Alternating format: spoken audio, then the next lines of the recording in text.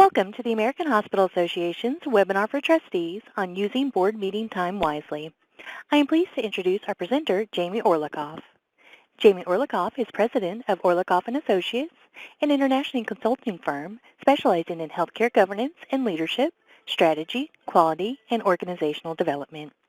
Long recognized as one of the leading experts in the governance field, Jamie has consulted with hospitals and systems in 11 countries, and since 1985 has worked with hospital and system governing boards to strengthen their overall effectiveness and their oversight of strategy and quality. He has served on hospital, college, and civic boards and is currently a member of the St. Charles Health System Board of Bend, Oregon. It is now my pleasure to turn the program over to Jamie Orlikoff. Thank you very much, and welcome everyone to this American Hospital Association webinar on using board meeting time wisely. This session is being brought to you by the American Hospital Association Trustee Services area, where you can, on their website, find many tools and techniques on these topics and others relating to good governance.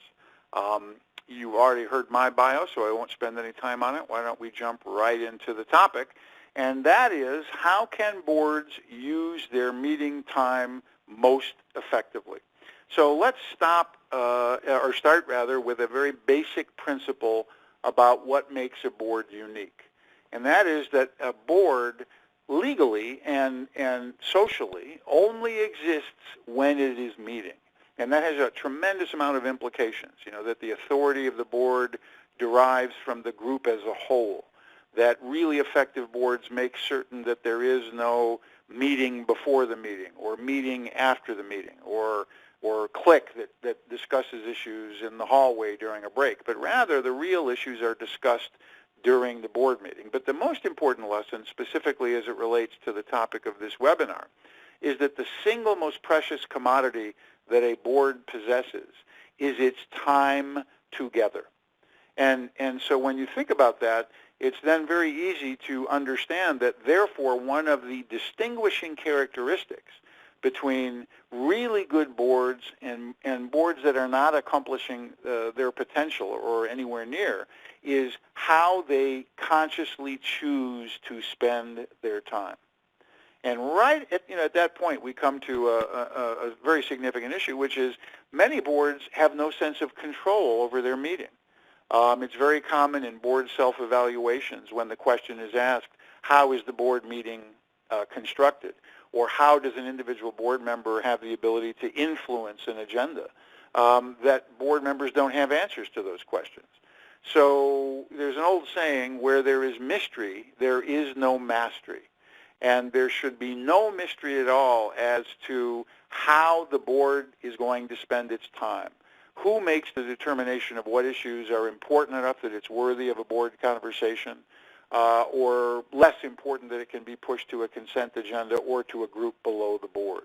So those are some of the issues that we're going to discuss in this brief webinar today. So first, let's start by taking a look at some of the relevant data from the just released National Healthcare Governance Survey report from the American Hospital Association Trustee Services, just released in 2019.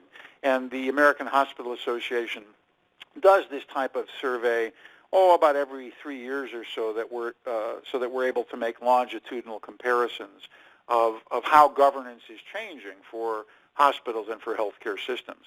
So one of the interesting highlights that's relevant to the topic of this webinar is how boards are spending time. And so you can see it's not a majority, but it's a large enough minority that I believe it kind of represents a signal that 19% of system boards and 18% of freestanding hospital boards increased the length of their board meetings between 2015 and late 2018 when the survey was fielded. So over the last 3 years, almost 20% of boards have found that they needed more board meeting time in order to get the work done.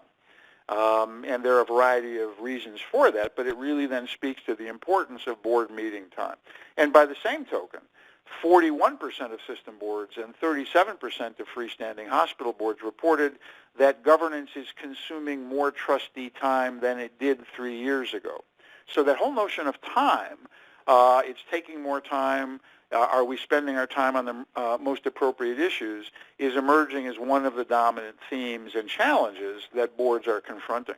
So if governance is taking more time, how can boards make certain that they're allocating that time as appropriately and as efficiently as possible? That you don't spend any more time than necessary on the relatively small issues, and that you have a process so that you can identify what are the big issues that are worthy of significant amounts of board time. And that gets to the essence of how do you run effective board meetings. So this is the visual that I'm going to spend most of my time on during this webinar, because it basically lists kind of 9 techniques for how a board can control its meeting time and drive toward the most effective and the most efficient of board meetings. So there are a couple of different techniques. The first one is the use of a consent agenda.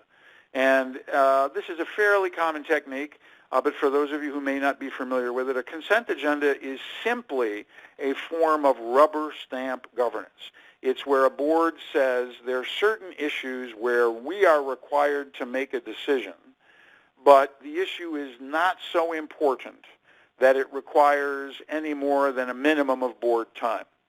And there may be, let's say, 8 of those types of issues on the upcoming board agenda. And rather than dealing with them one at a time, what a consent agenda does is lump all of these issues into one agenda item, which is not discussed. It's simply presented as one vote to approve all 8 of these issues. Now, typically the way this is done is the chair will say, all right, one of the first items on the agenda is the consent agenda. There are 8 items on the consent agenda, and before I call for a vote, does anyone have any questions about any of these items? Now, let's say that one board member raises their hand and says, yes, I have a question on agenda item number 3 in the consent agenda. It is not discussed at that point. The chair immediately says, okay, agenda item number 3 is removed from the consent agenda, and we will talk about that separately. Does anyone else have any questions? And if no one says anything, the chair says, okay, might I entertain a motion to approve the consent agenda with the exception of item number 3?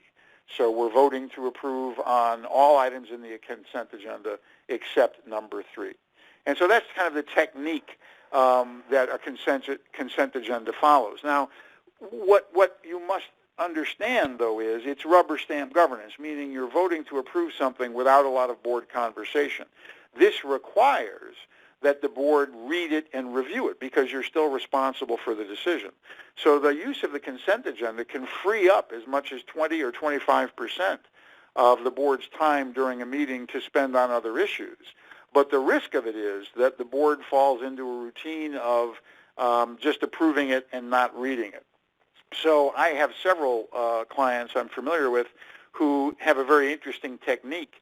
They'll put an intentional mistake in the consent agenda and give a little prize to the board member who is the first to identify it, just as a way of playfully signaling, yep, we're just voting on this without talking about it, but everyone still is responsible for having read it.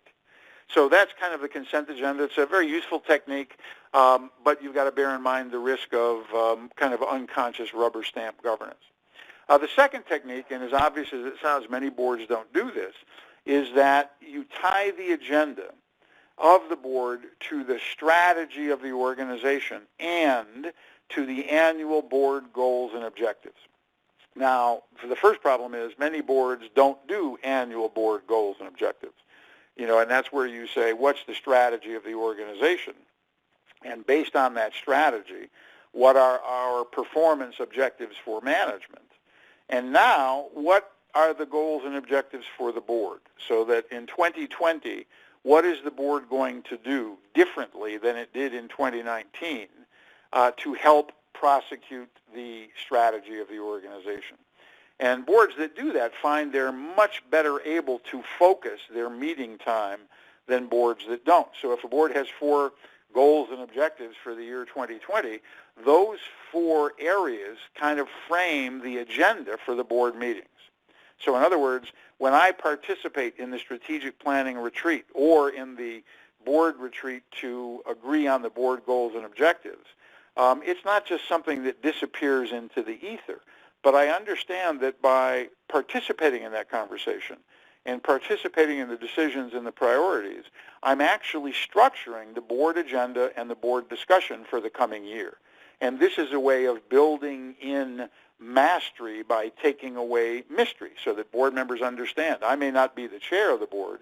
I may not be a chair of any committee, but I do have input into the board agenda for the coming year by my participation in that crucial kind of level-setting, direction-setting conversation. Next technique, and this is a technique not just for the CEO, but for board committees, for medical staff, for foundations, for any group that reports to a board. And let me kind of overstate it. I and every board member out there can listen and I can read. Don't ask me to do both. In other words, you should have a very basic rule that says we never want to hear a report that basically covers a written report we've already received. We never want to hear a verbal report or a presentation during the board meeting that is a basic recitation of a written report we've already received. So either ask us to read the report or ask us to listen to a presentation, but don't ask us to do both of those things. It wastes time. It penalizes board members who've read the material, and it basically sends an implicit cultural message. You don't have to read the materials because they'll be repeated at the board meeting anyway. So what you can do, and I just used the example of a CEO report to the board, is the CEO can give a written report to the board, and then rather than repeating it, just give a high-level executive summary and say, of that report I gave you, here I think are the two main points. Are there any questions? What would you like to discuss? The assumption is you've all done your homework. You've done what we've asked you to do. You've read the materials. Now let's discuss them. And the board can decide which approach it wants to take. Would you rather hear it and have the CEO make the presentation and then talk about it, or would you rather read it and then kind of cut to the chase and either say, no, we understand it, let's move on, or no, there are some issues we would like to discuss. And the same thing would be true for reports to the board from any of the board committees or from medical executive committees or from any other group. So you can make a presentation, but it must be a summary, at most a summary, and then we go into the conversation. But you'd be amazed at the number of boards where a board is given a 10-page written report in the board materials, and then a presentation covers the same material. And it is incredibly wasteful of a board's time, and it also not only kind of detracts from efficient and effective board meetings, but it encourages board members not to read the information they're given, and which creates a very serious kind of cultural impediment to level-set governance where every board member is approaching the issue from a similar level of understanding about the issue. So the next technique we come to is something we talked about in another webinar on decision-making techniques, and I suggest you consider these two webinars in tandem because they both relate to how to have the most effective and efficient board meetings as possible. But this technique is designed to address what's referred to as decision fatigue, and this emerges from research done in the burgeoning field of decision theory, which shows that the more decisions a board makes, regardless of the complexity of the decision or the magnitude of the decision, the more tired a board will become and the more the quality of its decision-making will deteriorate. And that's true for individuals as well and for any decision-making group. And when you think about it, it's inconsistent with the way that most boards structure their agenda. And what most boards will do is take the smallest decisions, approval of minutes, acknowledgement of reports, and put them first on the agenda. And then if there's one major decision that the board must make at that meeting, that typically is the last agenda item. So in other words, you spend the majority of your meeting making these seemingly less important decisions. And then at the end of the meeting, where you may be running out of time and you may have decision fatigue, you confront the big decision. So a very simple technique is to flip the script, is to reverse the agenda, and after the meeting is called to order, you confront the major decision or two of that meeting and say, this is the biggest decision we're being asked to make today, so we're going to talk about it and make this decision first while we're fresh, while we have plenty of agenda time in front of us, and while none of us have decision fatigue. And many boards think, oh, that doesn't apply to us, but think about how many times you've been in a board meeting where you confront the major decision toward the end of the meeting is running long, suddenly you have time pressure, and the board gets this, oh, we all want to leave, let's just make the decision and get out of here. That is not conducive to effective decision making, and yet it is surprisingly dominant and common model of board decision making out there. So that technique of flipping the script can be very, very useful to avoid decision fatigue and to also make certain that you appropriately devote the most of your single most precious commodity, your time together, to the most important issues. So that's a very, very powerful technique. The fifth one is the labeling of agenda items. And what this very simply means is if I'm a member of your board and I'm at one of your board meetings, I should be very clear. There should be no ambiguity about why we're hearing this issue. Why are we hearing this report? Are we expected to act on it? Is it for information only? Is it teeing up an issue which we're going to be called upon to make a decision at the next meeting? And that's what I'll talk about in issue number 6. But basically, you can kind of divide issues into 3 or 4 categories. This is for an immediate decision. This is decision sequencing, which I'll explain in a second. So we're presenting information to you at this board meeting, and the issue will be called for a decision at a subsequent board meeting. This is for information only, just to keep you informed. This is for education, to give you some background on a topic which we'll be considering over time or moving towards strategically. Or this is an issue just to give us a level set to tee up a generative conversation that we're going to have during this meeting. But labeling the agenda item so it's very, very clear why we're getting this report, why this is on the agenda, why we're talking about this, and what we're expected to do. Again, not an earth-shattering technique, but surprisingly simple, but very profound in its effect for boards that use it, and surprisingly many boards don't. The next one, number 6, kind of relates to what I alluded to in the 5th one, and this is called decision sequencing. And this basically is where a board tries to create a rule that says, except in an emergency situation or where there's a great opportunity, please don't ever ask us to make a major decision when at the same meeting where the issue is first presented to the full board. So yes, management may have spent a year studying this issue, or yes, the strategic planning committee may have spent 6 months studying this issue. But if I'm not a member of the management team, or if I'm not a member of that committee, this is the first time I've heard the issue. And so surprisingly, many boards, a majority of board members are asked to vote on big issues at the first meeting where they've heard the issue.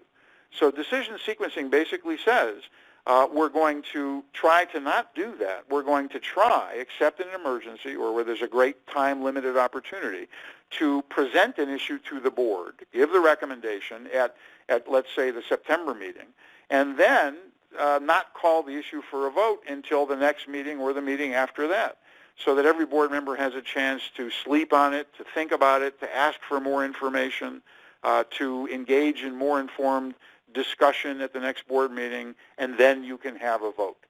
So very, very simple, and this avoids a feeling of rushed decision-making or of a culture of rubber stamp decision-making, where someone might have a question and then they're told, well, Jamie, the committee spent 6 months studying this issue. And the implication is trust the committee, let's make the decision, let's move on. Next, number 7 is who's in the room and when. And this relates to social organizational theory that shows the more people who are in the room, regardless of their position, the more inhibiting effect it has on conversation, discussion, and decision-making. So this relates to board size, but it also relates to who's in the room. So if you have a right-sized board, let's say your board is 11 members or 13 members, but during board meetings there are 25 or 30 people in the room. You have lots of non-board members in the room, lots of executive staff medical staff and non-board members. The size of your board is belied. The beneficial size of the board is kind of a fiction because you have so many non-board members in the room.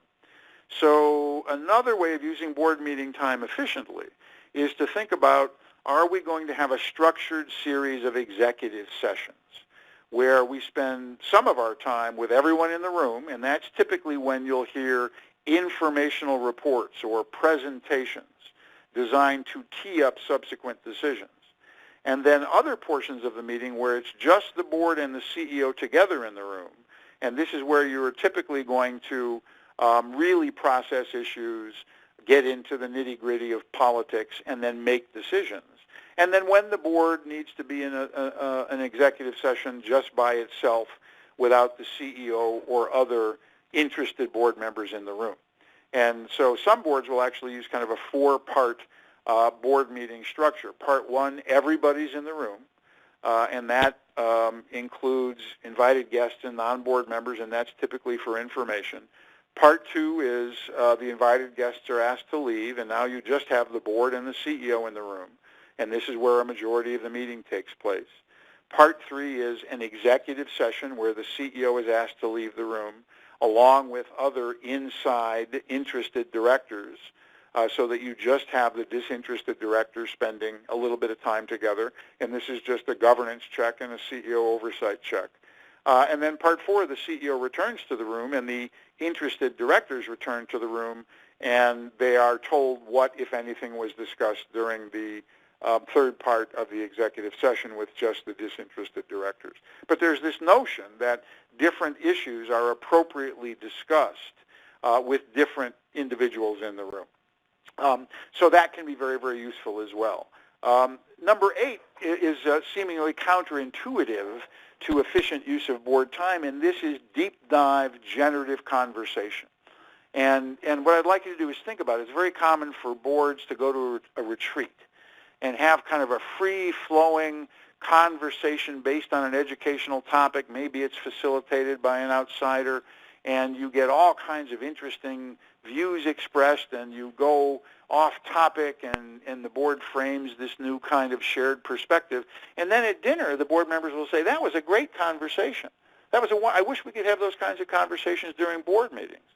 And this is a very important point, because those types of conversations are sense-making conversations. They are consensus-building conversations. They're level-setting conversations. And as the environment becomes more challenging, you can't just have those conversations once a year. So really good boards are attempting to build those types of conversations into their board meetings more regularly. If not at every board meeting, at least at every other board meeting.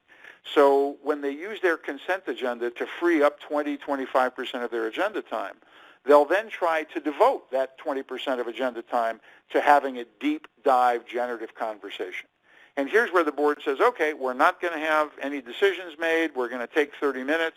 We've all been given a couple of articles to read on the topic. Say the topic is population health or diseases of despair and how we're going to deal with that. Let's open it up for questions. And, and that's one approach. I've seen other boards do a pro-con approach. In 5 years, we will all be doing population health and value-based care, and one board member is asked to make a 5-minute presentation about why they believe that's the case, and another board member is asked to make a 5-minute presentation about why they believe that is not the case, and then the whole board comments and has a conversation. No decisions will be made. You may not come to any consensus or conclusion. It's that type of retreat-based conversation that's very energizing, and that more and more boards are attempting to build into their agendas to make certain that the board can kind of stay ahead of these issues and also have those types of energizing conversations. And then another technique, which is very, very useful. This is probably the highest yield, lowest cost governance improvement technique that I have come across, is doing a post-board meeting evaluation at the conclusion of every meeting. And I want to kind of jump ahead a little bit and show you that. And what this is very simply is the last agenda item of every board meeting is a paper form. You don't do this electronically because the response rate drops precipitously, where every board member is asked to evaluate how was this board meeting? And here's a sample form which you're welcome to use, or you're welcome to change it. There's also an article about this on the AHA trustee website. But you can just see what the board member is asked. It's a combination of kind of Likert scale rating, strongly agree to strongly disagree, with also some narrative responses. And the benefit of this is board members are asked to assess the meeting right after the meeting was over. You shorten the feedback loop from the time you have the meeting to the time you correct the next meeting. And two things are done with the results of this form. The first one is that the results are aggregated by the governance committee, and then the board chair and the chair of the governance committee and the CEO or some other group looks at the aggregate results and says, wow, is there a theme here which suggests we should change the next meeting? And so, in other words, what it's telling the board is what you say here will have a result. We're going to act on the results and tighten up the next meeting. So if the majority of board members said that report was too long, or it was too repetitive of written material, or that was not an appropriate governance discussion, that would then not appear on the next board agenda, or the time would be tinkered with. By the same token, the other way this is used is that the unedited results of the post-board meeting evaluation are included in the agenda materials for the next board meeting. And what this does is it enables the board members to see how their opinions fare in comparison to their colleagues. So the first thing it does is if 6 or 7 board members have said that they're concerned about an issue or they want to see an issue change, and nothing is being done about that issue, it empowers the board members to raise their hand and say, excuse me, Madam Chairwoman, 6 of us said that we're concerned about this report, and yet here that same report is on this board agenda. Let's discuss it, or let's talk about why there's been no response to this concern. And so it really empowers the board members to have a sense of control over their board meetings. The next thing it does is, if an individual board member is very concerned about an issue, but the aggregate results of the unedited results show that I'm the only one who feels that way. So if I said I strongly disagree about an issue, and then what did I like least about the meeting under question 7, I say I didn't like the patient's story. I think the patient's story is a waste of time. And then I see that most other board members said that's what they like best about the meeting, and they think the patient's story is very important. It really sends a message that I'm out of sync with the majority of my board members, and makes me think why. And then I can raise the issue, and I can say, excuse me, I'm the one who said I don't like the patient's story. I've been on a lot of boards in my life, and I've never seen anything like this. So this is inconsistent with my view about what a board's supposed to do. Help me understand why I'm the only one who feels that way.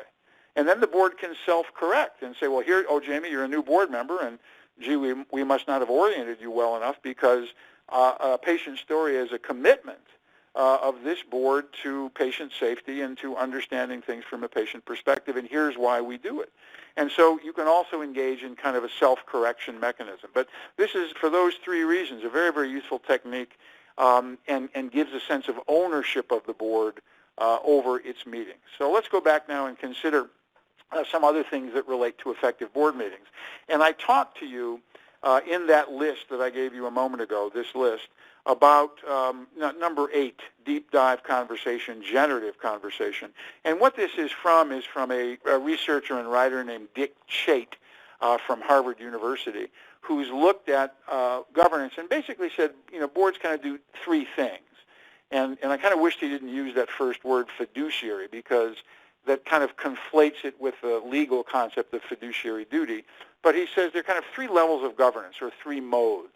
And boards really need to do all 3 of these, and really good boards are conscious about what mode they're operating in. And what he says fiduciary, what I'd call the kind of stewardship mode, is you do what's legally required in terms of oversight and compliance. Strategic mode is when you're thinking about the near-term future. You're acting on management recommendations or strategic planning committee recommendations to make big decisions on how you're going to allocate resources or expand or reduce services and programs.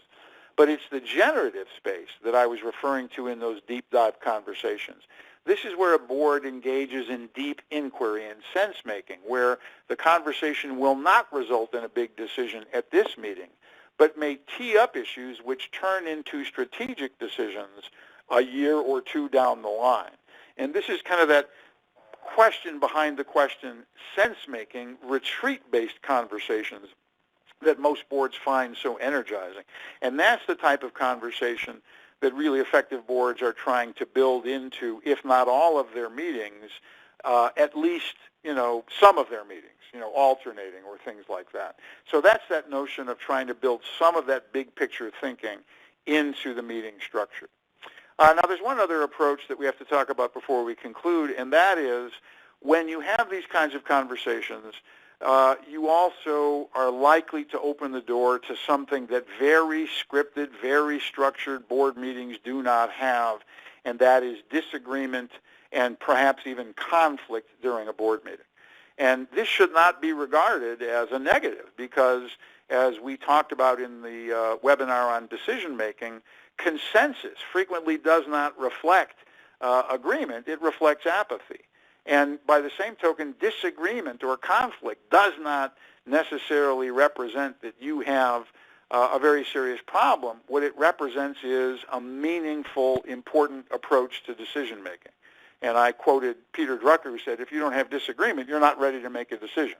Disagreement is actually necessary to make an effective decision which may synthesize competing principles. And so when you start freeing up more time for board meetings, when you start encouraging board members to express their opinions in generative conversations, or multiply alternatives to amplify probabilities in decision making, you're going to increase the potential for disagreement during board meetings or perhaps even conflict.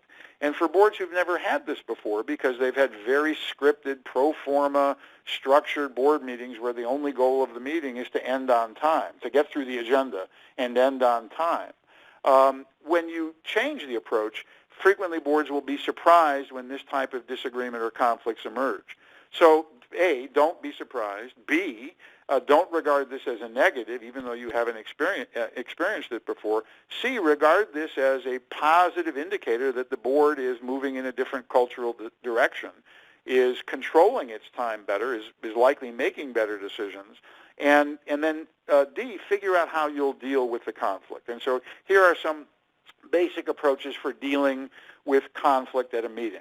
So the first one is you want to depersonalize the issue. It's not that Mike and Ann disagree. All right, that's not the issue. It's not that Mike is obstreperous and Ann, always takes a long time to make a decision or see things from everyone else's perspective. What you want to try to do is define the problem as objectively as possible. So you might say, all right, we have a disagreement about the future of value-based care.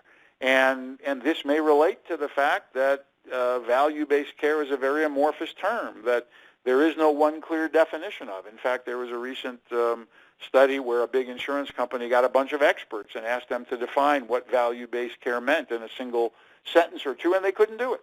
So the fact that we cannot agree on what value-based care is reflective of a broader issue, just as an example. So what you do when you have conflict is you want to step back and make certain that the issue or the problem is well defined. So you try to define the problem as objectively as possible and get the board members to agree, yes, that's the problem. It's not that, that Mike and Ann don't like each other and always argue. It's that we're approaching the same issue from different perspectives because we haven't agreed on definitions, so let's spend some time agreeing on a definition. And again, once you do that, you maintain the debate focusing on the principles and the issues, not the personality. So if Mike and Ann are having a big argument, you might then ask other board members to jump in to frame the issue or define the issue. So you don't allow the two individuals who are going at it to dominate the conversation or become more heated. At critical moments, you use active listening. So you might say, well, Jamie, someone might say, the chair or someone else, Jamie, I hear you're very frustrated. And I'm not quite getting the reason why you're so frustrated. Can you explain that to me? Or you could say, Jamie, I hear the reason that you're frustrated, and it seems to be that you think we're plowing the same ground over and over again, and that we're not getting anywhere. Is that correct? And you're just using a meta technique to try to get people to, to know that they're being understood, or if they're not being understood, to frame it in a way that the board can understand it. Now, the risk of this technique is it can be overused, so you want to be very careful about it. The next approach is you say, all right, well, we clearly don't have consensus here, so we're not ready to make a decision.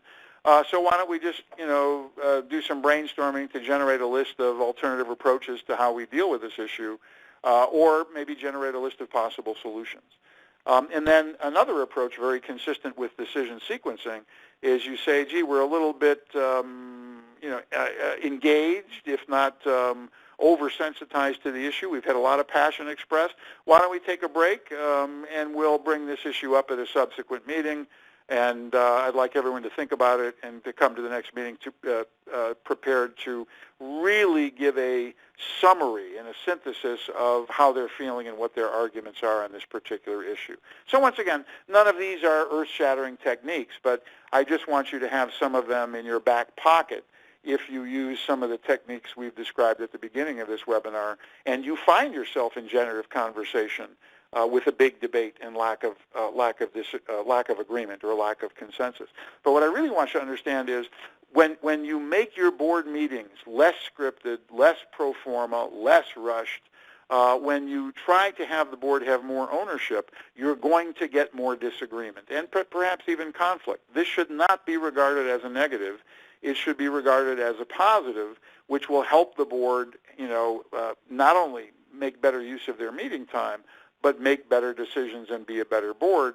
So you don't want to get caught flat-footed when this disagreement first emerges or when conflict first emerges. You want to have a couple of techniques to fall back on if that's the case. And then that will really help the meetings proceed in a very positive way. So we've talked about the post-board meeting evaluation. Here's just a visual that describes it. And then once again, here's a sample form that you might use. So those are 10 or 11 techniques to try to help you use your board meeting time more wisely. So if you've ever been in a board meeting and thought we're not talking about the most important issues, or that decision was rushed, or God forbid that decision was jammed down our throat and it was pre-made by some other group in a hallway before the board meeting, these are techniques to give the board more ownership over these types of decisions. These are techniques to help the board take control over its decision-making culture and take control over its most important resource, and that is the time it spends together. So I hope this has been useful for you, and again, I recommend you to the AHA Trustee Services website, where there are many articles on this topic and more tools that hopefully will be useful for you on your journey of continuous governance improvement. Thank you very much, and good governance.